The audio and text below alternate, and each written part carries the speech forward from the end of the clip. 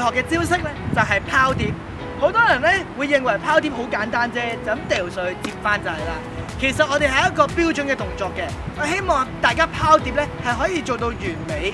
咁咧因為拋碟對於之後我哋學嘅招式其實係非常之重要嘅。咁首先我哋同大家拆解第一個動作就係拋上去。咁我哋拋上去嘅動作咧非常之簡單，我哋咧要由低至高向上拋，唔係就咁掉上去。大家睇一次咯喎，低至高向上拋。而第二個同大家拆解嘅動作咧就係接。好多人咧會有一個錯處，就係接嘅時候咧就咁用支棍篤上去，咁就接咗。呢個亦都係錯嘅。我哋接嘅時候咧，我哋要卸力。點樣為之卸力咧？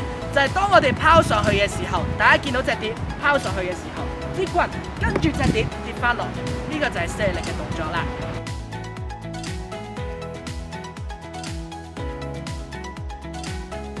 好，而我哋第二個招式咧就係金手指。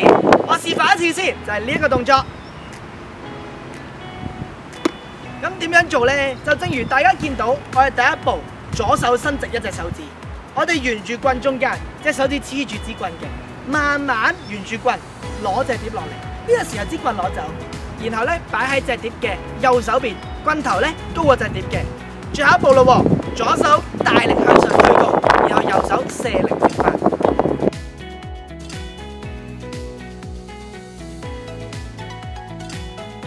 好，咁我哋第三招學嘅咧就係反棍啦喎。喺我哋做呢個動作之前咧，我想大家學咗一個動作先，就叫做全手反棍。呢一個動作非常之簡單，我哋分為3個步驟。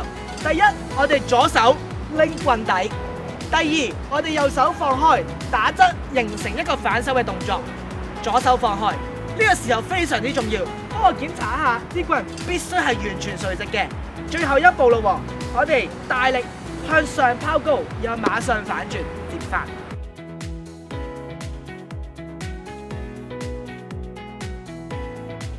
當大家做到全手反棍咧，我哋就可以正式進入我哋嘅反棍環節啦。咁咧，我哋反棍最難嘅咧就係反手去接住佢。其實有少少技巧嘅喎，就係咧我哋接嘅時候咧，支棍一定要直嘅。好多人接嘅時候斜咧，棍係會掂到碟，然後咧就會失平衡咁樣跌嘅。所以我哋記得，我哋反棍接嘅時候，支棍一定要直嘅。然後第二下就係全手反棍咁樣翻嚟啦。第三個動作，我哋咧就係反向另一邊，咁點樣做咧？大家平時係咁樣拎棍噶嘛？我哋反向另一邊嘅時候咧，我哋要好快咁樣變成3隻手指可以揸筆咁樣拎住支棍，然後反向另一邊。好，嚟多次咯喎，拎住變3隻手指反向另一邊。好，睇一次啦，拋高變另一邊，然後最後一個動作就係翻嚟。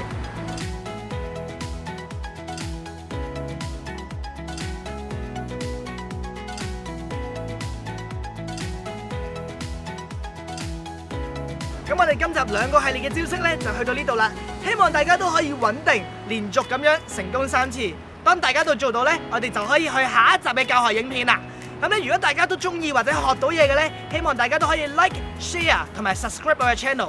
咁我哋下一集教學片見。